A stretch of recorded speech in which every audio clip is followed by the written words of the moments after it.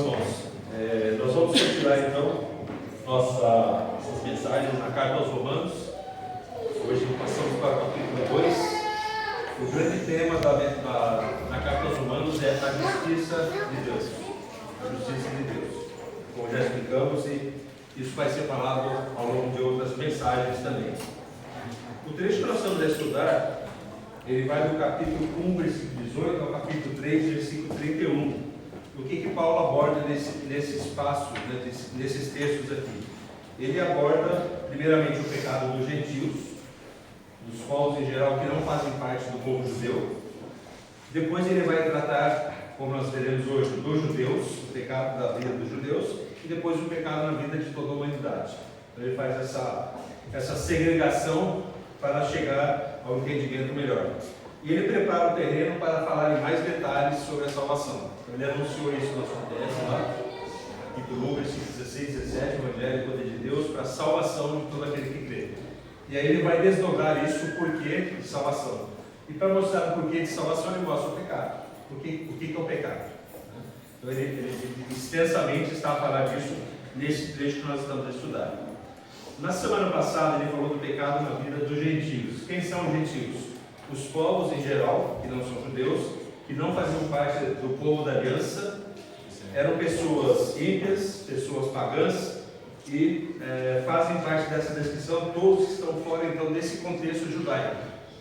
E pessoas que rejeitam a palavra de Deus e não reconhecem a verdade do Evangelho. Então, quando ele fala do pecado dos gentios, ele está falando exatamente dessas pessoas. Pessoas que não são do povo de Deus, mas que rejeitam a mensagem do Evangelho.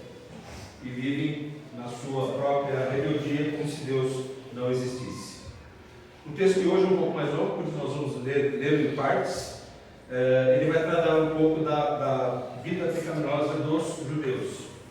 Os irmãos vão entender por quê. Ele começa fazendo tipo uma transição, está a falar de gentios, vai falar de judeus, ele faz uma transição e nesse caminho faz algumas considerações sobre a justiça de Deus e os critérios de julgamento de Deus. Ele mantém a coerência do argumento dele, de que o pecado é de toda a humanidade, de todos, sem exceção, e o que em nossa próxima mensagem vai ficar bem mais claro. Ok? Bom, vamos começar então Romanos 2, primeiramente versículos de 1 a 16. Romanos 2, de 1 a 16, vai ser projetado aqui.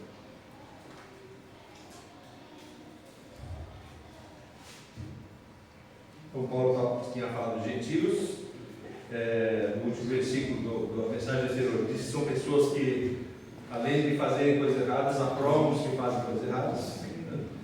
E aí, ele vira-se, agora no capítulo 2, diz: portanto, és indesculpável quando julgas, ó homem, quem quer que sejas, porque no que julgas a outro, a ti mesmo te condenas, pois praticas as próprias coisas que condenas. Bem sabemos que o juízo de Deus é segundo a verdade, os que praticam tais coisas. Tu, ó homem, que condenas os que praticam tais coisas, que fazes as mesmas, pensas que te livrarás do juízo de Deus? Ou desprezas a riqueza da sua bondade, a tolerância, a longanimidade, ignorando que a bondade de Deus é que te conduz ao arrependimento? Mas, segundo a tua dureza, o coração impenitente, acumulas contra ti mesmo ira para o dia da ira e da revelação do justo juízo de Deus, que retribuirá a cada um segundo o seu procedimento. Dará a vida eterna aos que, perseverando em fazer o bem, procuram glória, honra e incorruptibilidade, mas ira e indignação aos facciosos, que desobedecem a verdade e obedecem à injustiça. Tribulação e angústia virão sobre a alma de qualquer homem que faz o mal, do judeu primeiro e também do grego. Glória, porém, e honra e paz a todo aquele que pratica o bem, ao judeu primeiro e também ao grego. Porque para com Deus não há acepção de pessoas, ou seja, Deus é imparcial. Assim, pois, todos os que perecem sem lei, também sem lei perecerão. E pecaram sem lei, também sem lei perecerão. E todos os que com lei pecaram, mediante lei serão julgados. Porque os simples ouvidores da lei não são justos diante de Deus, mas os que praticam a lei hão de ser justificados. Quando, pois, os gentios que não têm lei procedem por natureza de conformidade com a lei, não tendo lei, servem eles de lei para si mesmos, estes mostram a norma da lei gravada nos seus corações, testemunhando-lhes também a consciência e os seus pensamentos mutuamente acusando-se ou defendendo-se. No dia em que Deus, por meio de Cristo Jesus, julgar os segredos dos homens de conformidade com o meu Evangelho. Vamos entender então o que Paulo disse nessa transição que eu falei para os irmãos, e é exatamente esse texto de 2 de 1 a 11. Bom, os primeiros 5 versículos que Paulo está dizendo aqui é que vai haver condenação para aqueles que não se arrependem. Após ele descrever a situação do pecado, nomeadamente dos gentios, ele está agora a dirigir-se aos crentes de Roma. E diz o seguinte: ele critica aqueles que são legalistas, judeus que estão lá, que são legalistas. Isto é, pessoas que pecam com os outros, mas eles são implacáveis em julgar os outros. Vocês vão já viram isso lugar? Pessoas pecam, mas apontam o dedo para outros que também pecam. É isso que estava acontecendo lá na igreja de Roma. Paulo diz que eles são indesculpáveis ao fazer esse tipo de julgamento. A atitude que ele condena aqui, daqueles que pecam, podem não fazer as mesmas coisas, mas fazem outras, né? E acham que ao julgar estão do lado de Deus. Veja só o versículo 3. Tu, homem que condenas e pratica e fazes as mesmas, pensas que te livrarás do juízo de Deus? Eu com certeza vou falar assim: estou do lado de Deus, que estou julgando, né? Deus é meu amigo, né? Você é pecador. Aí Paulo fala assim: não, você também é pecador. É o que ele falou aqui para os judeus. Pecadores não podem julgar pecadores, somente Deus. E o contexto aqui é bem realmente de pessoas que estavam no contexto de pecado e rebeldia contra Deus. Nós não estamos falando aqui em contexto da igreja, nós estamos falando em contexto de pessoas rebeldes contra Deus. O versículo 4 nos ensina que não é criticar o pecado dos outros que nos livrará do julgamento de Deus. O fato de nós simplesmente criticarmos que os outros são pecadores não vai nos livrar do julgamento de Deus, mas o reconhecer as riquezas da paciência de Deus, a tolerância que Deus tem e a sua graça e nos conduzir ao arrependimento, o tempo que Deus nos dá para o arrependimento. Portanto, é o arrepender-se diante de Deus, entregar a vida a Cristo, que vai fazer diferença na vida da pessoa. A teimosia de um coração que não se arrepende, como ele mostra aqui no versículo 5, é que vai trazer o justo juízo de Deus, o julgamento no final dos tempos, que nós já mencionamos, inclusive, na mensagem passada. Bom, do versículo 6 a 11, Paulo vai dizer que o julgamento é de acordo com as obras de cada um. Vida eterna aos que perseverarem em fazer o bem, ira e indignação para aqueles que desobedeceram à verdade e entregam-se ao pecado. Obras más partem de um coração duro, um coração não arrependido, um coração obstinado em pecar.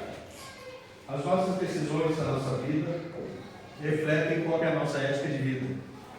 Eu lembro que o pastor falando uma vez, alguns anos atrás, eu não sei, eu já vi isso em outro lugar também, mas não lembro quem é o autor, falando sobre o princípio da ética.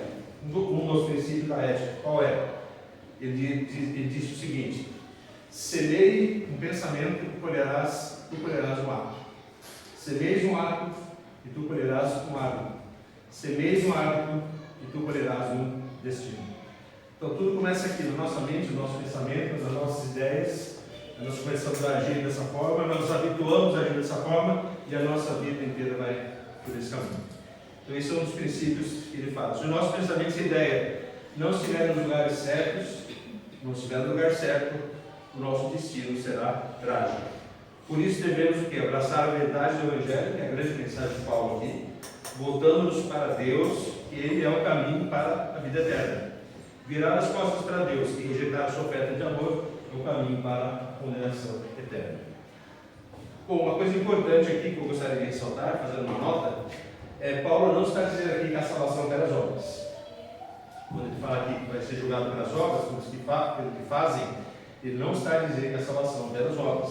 Senão ele seria incoerente com todo o ensino que dá, inclusive na carta aos Romanos, carta aos Efésios e outras cartas dele, a respeito da salvação ser pela graça, pela fé, somente mediante a graça de Jesus Cristo. Tá?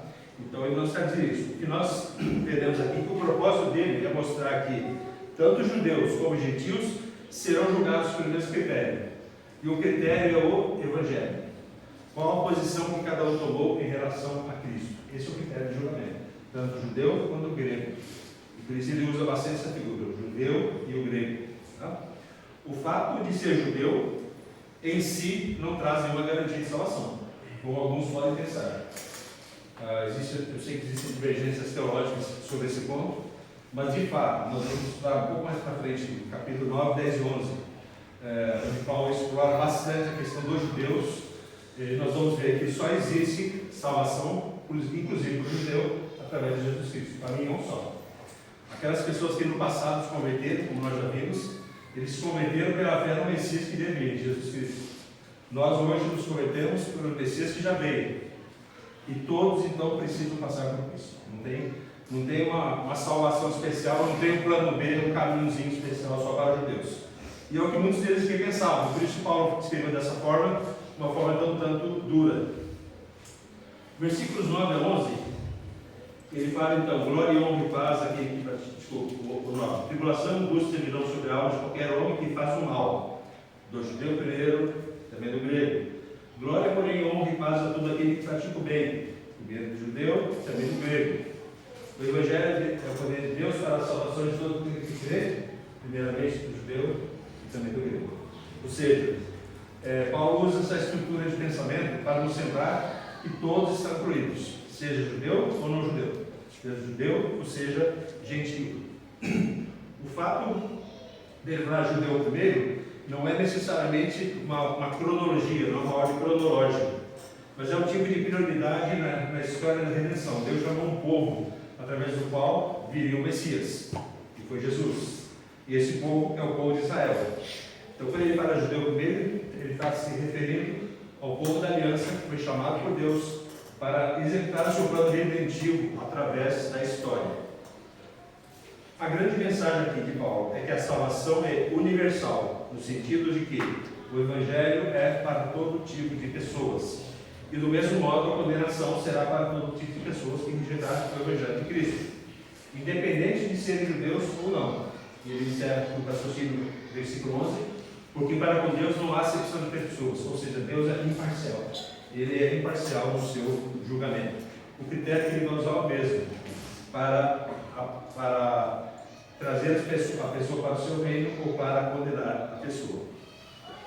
Deus não daria recompensas aos judeus meramente por causa da sua herança judaica, a lei, a incircuncisão. Mas ele não faz essa seleção de pessoas, ele é imparcial. Okay? Bom, nos versículos 12 a 16, então, na sequência do texto que já lemos, nós vemos que existe o julgamento de Deus mediante um justo padrão. Os gentios sem lei, porque os judeus, como se lembram, receberam todas as leis de Deus, receberam os 10 mandamentos e todas as leis de Deus para que eles pudessem seguir e caminhar conforme o Senhor. Os homens sem Deus eram assim meio brutos, meio, quase que animais largados no universo. Mas Deus trouxe a lei para eles, deu orientação. Deus dava orientações até para a higiene pessoal, por incrível que pareça, para os homens. Então Deus ensinou esse povo, eles receberam a lei de Deus. Os gentios não, os gentios estavam fora da lei. Então, gentio sem lei, ou judeu com lei. Se pecarem, serão julgados e condenados. Se eles bem procederem de acordo com os padrões de Deus, eles serão salvos, com lei ou sem lei. Como diz aqui, verso 13, de nada adianta ouvir a lei de Deus e não praticá-la. E os irmãos percebem que tem um parênteses aí do versículo 13 para o versículo 15. Um parênteses onde ele fala dos gentios, aqueles que não têm a lei de Deus. Paulo explica o que aqui? Se os gentios, mesmo sem ter a lei, praticarem bem pela consciência que tem de Deus, eles serão justificados.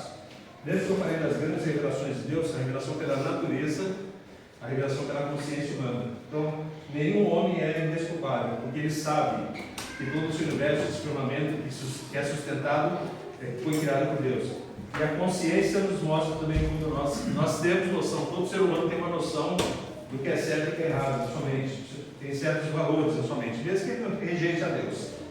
Então, o que Paulo está dizendo é o seguinte: pessoas com essa consciência, mesmo sem ter a lei, mas se eles forem fiéis a Deus, se eles reconhecerem a Deus, eles serão justificados.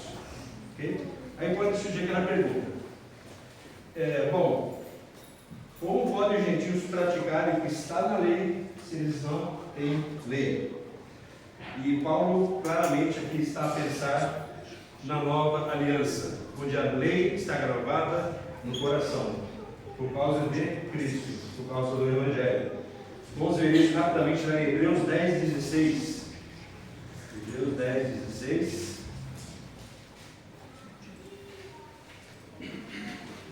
Esta é a aliança que farei com eles depois daqueles dias, diz o Senhor. Porém nos seus corações as minhas leis, e sobre as suas mentes as inscreverei.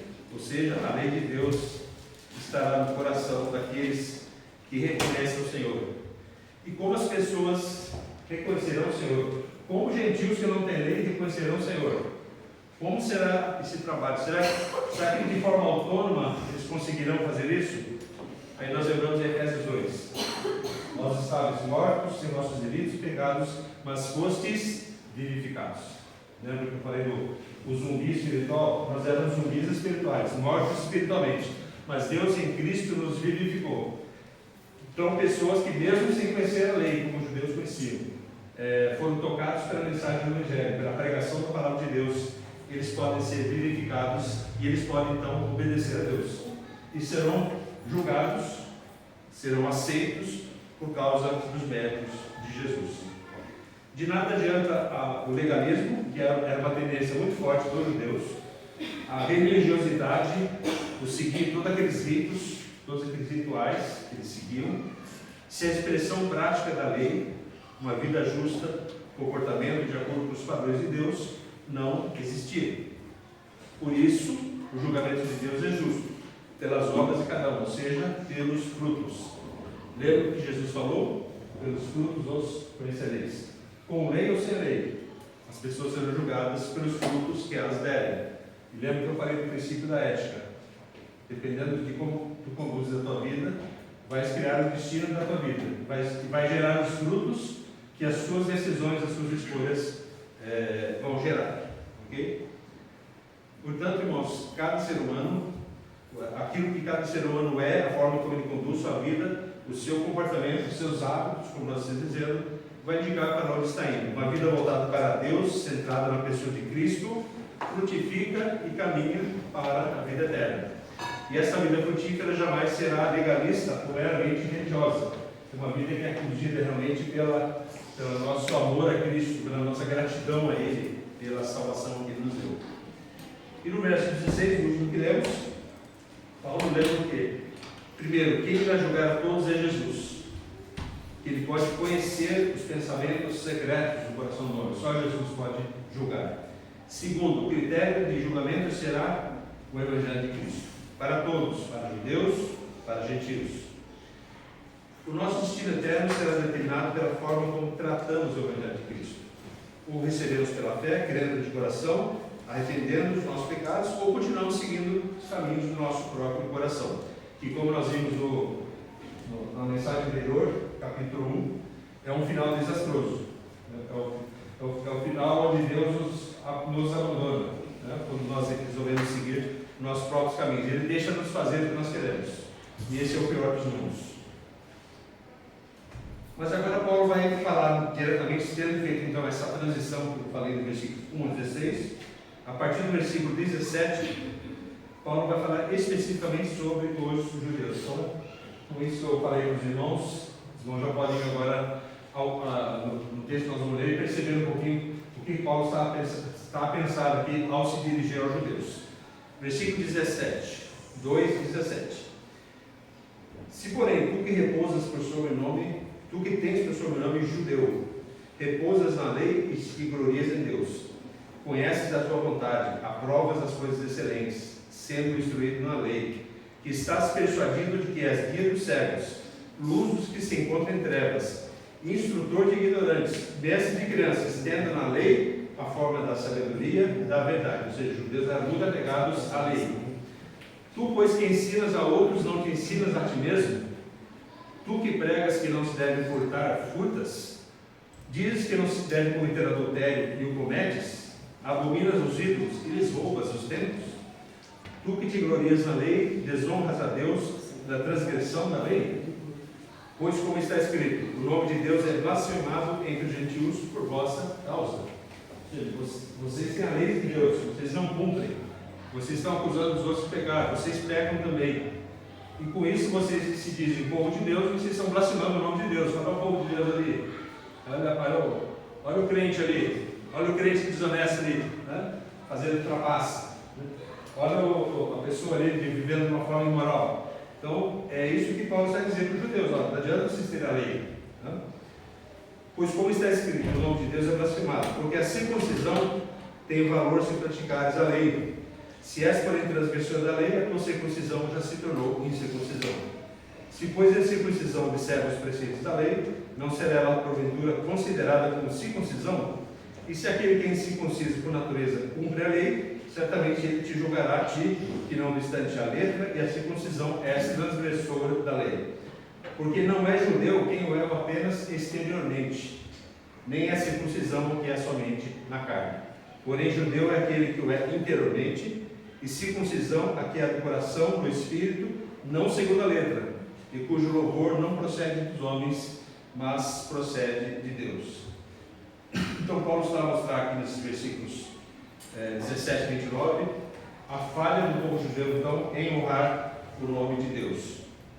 Ele volta-se então diretamente para os judeus, e nós lembramos que a audiência dele em Roma tinha gentios, tinha judeus convertidos e tinha judeus também que ainda não eram convertidos. Eles estavam próximos ali da comunidade da igreja, mas não eram convertidos e estavam apegando-se à lei. Tanto é que houve muitos problemas ali de judaizantes, pessoas que estavam querendo impor os costumes judaicos para dentro da igreja. E Paulo é um dos apóstolos que teve que lutar bastante contra isso. Mas o alvo dele era esses judeus que estavam com o coração endurecido, que não tinham crido no Evangelho.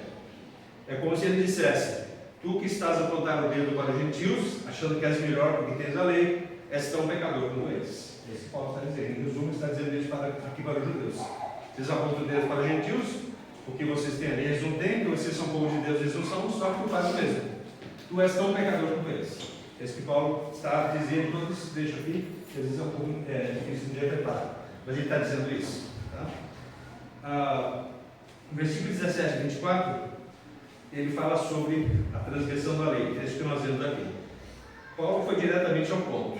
Como nós costumamos dizer no Brasil, ele pegou pesado aqui com os judeus. O que ele está dizendo é o seguinte: adianta ter a lei e ser religioso, mas não praticar a lei?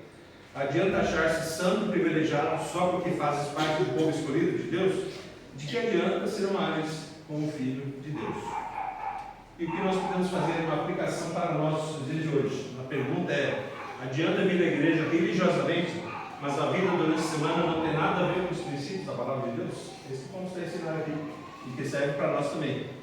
A religiosidade não adianta nada. Ir na igreja, simplesmente eu vou lá todo domingo, dou o dízimo, bato meu cartão lá, bato meu ponto na igreja, mas e a sua vida durante a semana?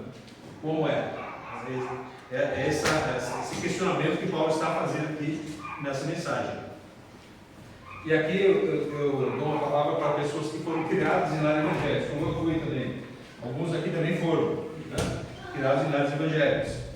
Nós não podemos simplesmente nos orgulhar disso e dizer: não, porque meu pai é um homem muito fiel, minha mãe é uma mulher muito piedosa, meu tio, meu avô, não sei quem, não, eu fui criado na igreja, né? Praticamente eu nasci dentro da igreja, eu sabia a Bíblia, sei a Bíblia de cor salteado.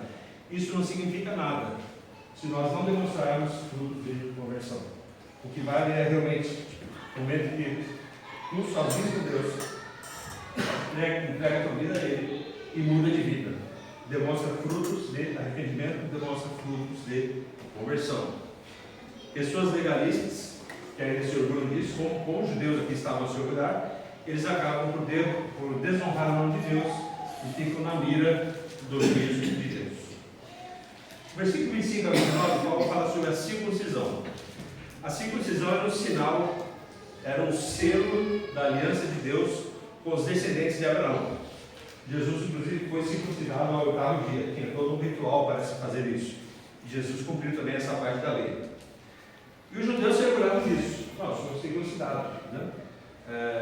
Acho que acho que quarta-feira, como vocês não devem lembrar, virou até assim, palavra pejorativa, né? Dos crentes, a dizer: esse irmão é um circunciso, né? Ou seja, circuncidado é ele não, ele faz parte do povo de Deus, ele passou pela circuncisão. Né? Então, o que Paulo vem dizer aqui, apesar de ele ser orgulhado disso, Paulo retorna aos argumentos que ele usou no versículos 12 a 15. O valor da circuncisão ele é condicional ao cumprimento da lei de Deus. Então, a circuncisão por si só não significa nada. Dizer que tem a lei simplesmente não significa nada. Dizer que é crente na igreja também não significa nada. O que significa é realmente vida transformada, vida mudada. E realmente obedecer ao Senhor, realmente demonstrar uma vida de obediência. E no versículo 29, esse último que nós vemos aqui, Paulo traz o que eu chamaria assim do ápice da sua argumentação nesse parágrafo. Ele fala o seguinte: a verdadeira circuncisão ela é interior. Ele usa uma figura, não de uma circuncisão física, mas de uma circuncisão no coração, interior. De um coração voltado para Deus, como resultado do trabalho do Espírito Santo. E dele recebe louvor. Ser judeu ter sido circuncidado não é garantia de salvação. Aqui mais uma vez Paulo traz judeus e gentios para o mesmo nível. Todos são pecadores, todos precisam de salvação. Todos serão julgados por terem ou não um coração convertido ao Senhor, que é expresso em obras de justiça. Frutos, como disse Jesus. O Evangelho é o poder de Deus para a salvação de todo aquele que crê. Primeiro do judeu e primeiro do grego. Aqui está a verdadeira e perfeita justiça de Deus. O critério não é lei ou falta de lei, circuncisão ou incircuncisão, mas o Evangelho que é para todos. O critério é o Evangelho de Cristo Jesus. E Paulo vai explicar um pouco mais com clareza, capítulos à frente, qual que é o papel da lei. Alguém pode perguntar, então, para que serve a lei? Nós vamos entender melhor qual que foi o papel da lei que Deus estabeleceu para o seu povo. E vamos aqui para a última parte desse longo trecho, que vai do versículo 1 ao 8 do capítulo 3, onde fala um pouco mais sobre a justiça de Deus e Israel.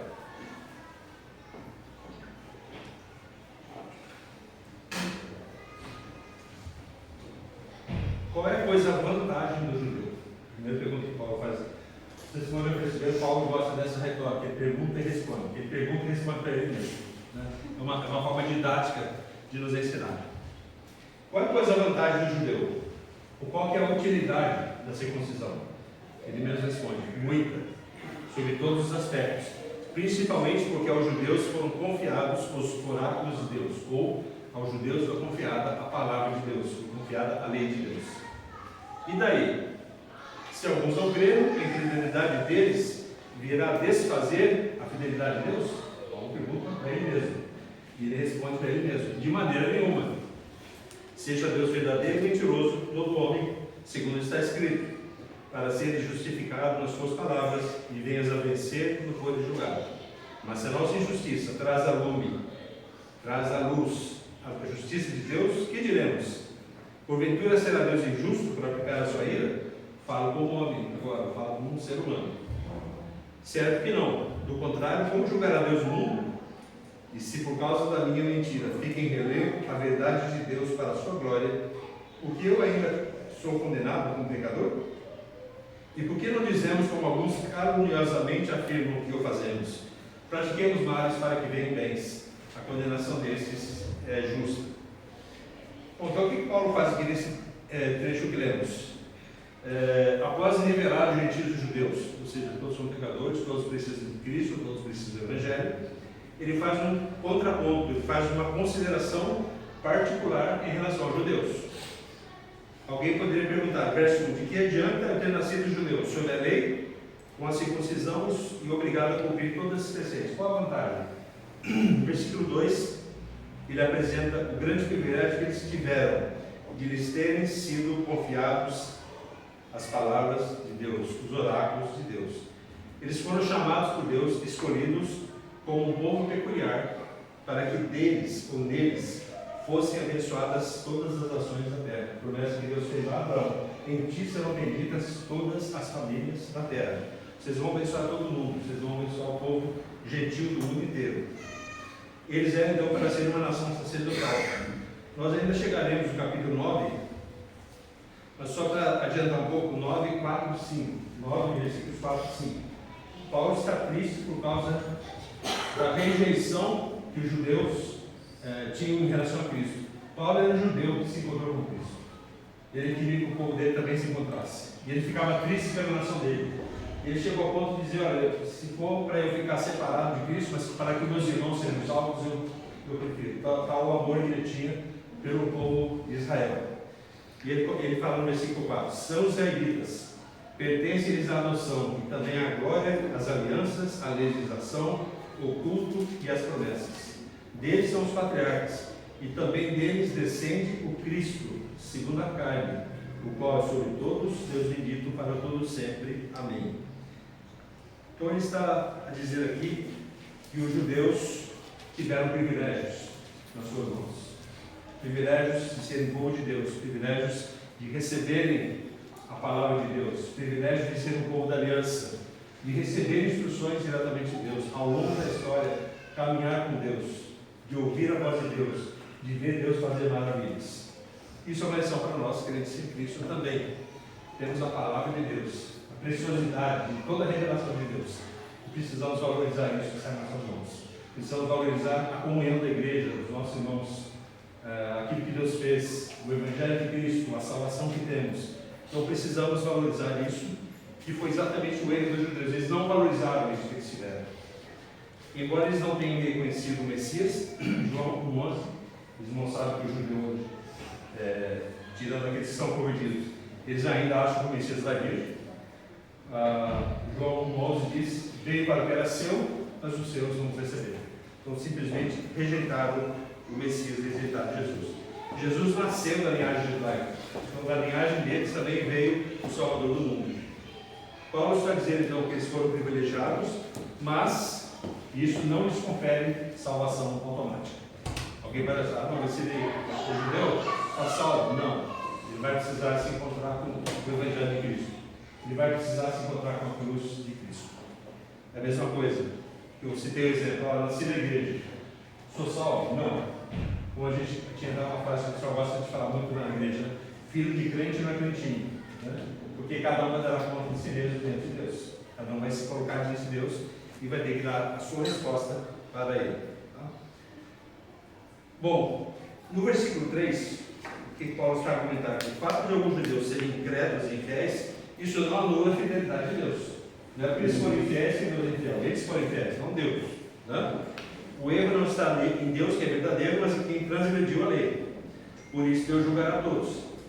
Deus permanece fiel às suas promessas, ainda que os judeus estejam presos ao pecado, no mesmo nível que os gentios também estão.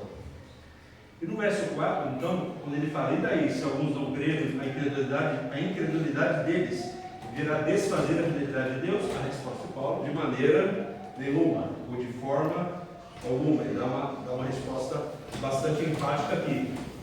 O reformador João Calvino, ele traz uma aplicação sobre esse texto. Ele diz o seguinte: se porventura alguns dos pecados humanos quiser sobressair a glória do Senhor, e se ele for especialmente glorificado por sua verdade, então segue-se que até mesmo a falsidade humana serve para confirmar e não subverter a sua verdade. Até nos erros humanos, Deus é glorificado. Então, o fato do homem errar, ele está demonstrando claramente o quanto ele está distante da lei de Deus. Paulo vai dizer mais à frente em Romanos: onde o pecado abundou, superabundou a graça. Então, Deus é glorificado quando o homem, até distante de Deus, demonstra que ele está distante da lei de Deus e como ele sofre por estar longe da lei de Deus. Esse que é o grande ponto que nós podemos fazer aqui. E o que ele vai dizer nos versículos 5 a 8 é que a injustiça dos judeus, o pecado, trouxe à tona o julgamento de Deus, a sua justiça, para a sua glória. Mas isso não significa nenhuma vantagem para os judeus. O questionamento que ele apresenta nos versículos 5 e 7 é como se fosse uma objeção que partisse dos próprios judeus. Ele se coloca na pele do judeu ali, por isso que ele fala como homem. Tem uma versão que fala: estou usando critérios humanos. O que ele diz é o seguinte: se somos injustos por não fazer o que é certo, a parte da graça de Deus, então Deus seria injusto em nos condenar. Ou seja, eu preciso da graça e eu não tenho a graça, então Deus é injusto. Esse é o pensamento que muitos têm. E ainda no versículo 8, esse pensamento é expressado de uma forma mais irônica. Ele fala assim: já que pecar, fazendo mal, traz o justo julgamento de Deus, e Deus vai ser glorificado, então vamos pecar mais para que Deus seja exaltado. Há males que vêm para bem, vamos fazer o mal para que venha o bem. Tem esse pensamento? Só que Paulo está chamando isso aqui de calúnia.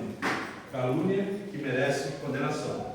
Calúnia na tentativa de distorcer a verdade da palavra de Deus. Como muitas vezes nós vemos hoje em dia. Certas coisas para tentar distorcer, para tentar racionalizar para um raciocínio meramente humano, um bom senso comum, para contrariar a palavra de Deus.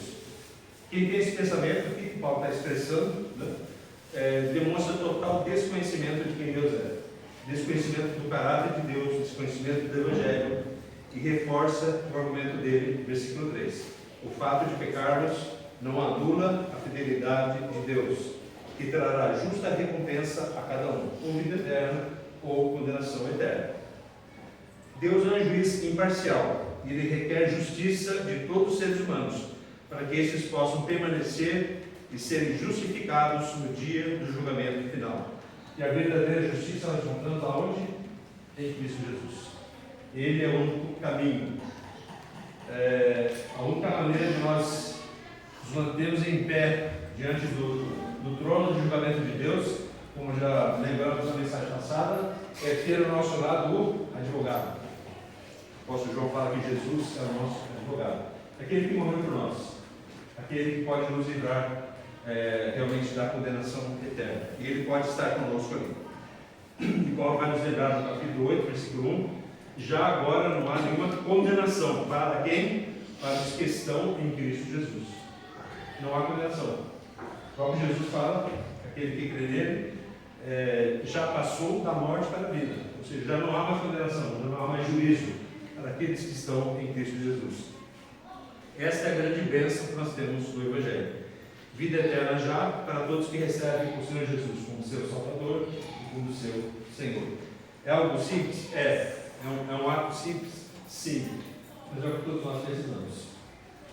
Nós temos a tendência, às vezes, de achar que nós precisamos fazer alguma coisa. Aquela ideia de salvação pelas obras. Não, eu preciso fazer alguma coisa. Eu vejo até às vezes pessoas que já são crentes ficam pensando, ficam preocupadas. Será que eu não preciso fazer alguma coisa? Será que é isso? Não é só crer mesmo? Né? É só ter fé e receber o Senhor? Sim. É isso que Ele não possa. Entregar a nossa vida a Ele, abrir mão do nosso orgulho, abrir mão da nossa presunção e nos entregar para Ele.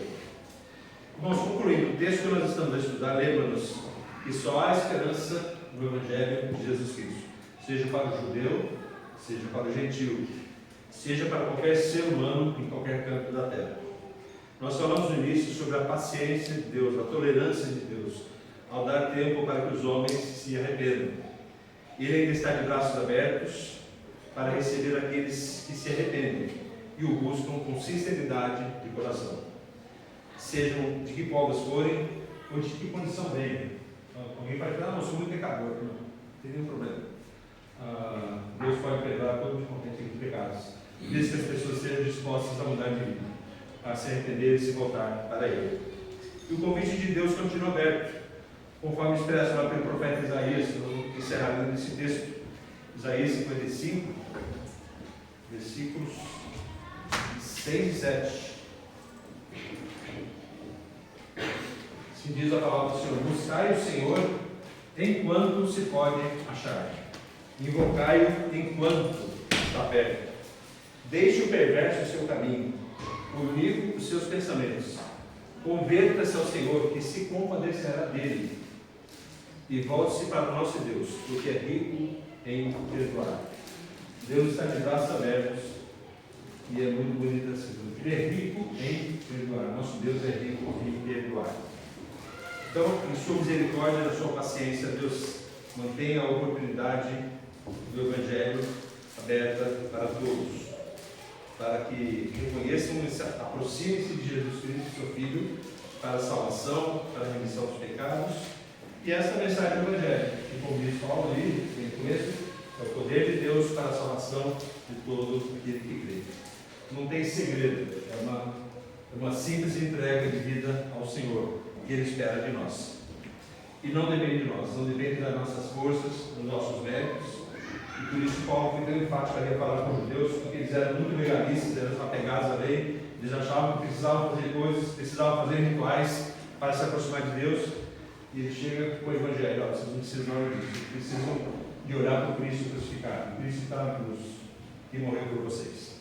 Então, que isso seja a realidade da nossa vida, da vida dos nossos queridos que ainda não conhecem a Jesus como Salvador.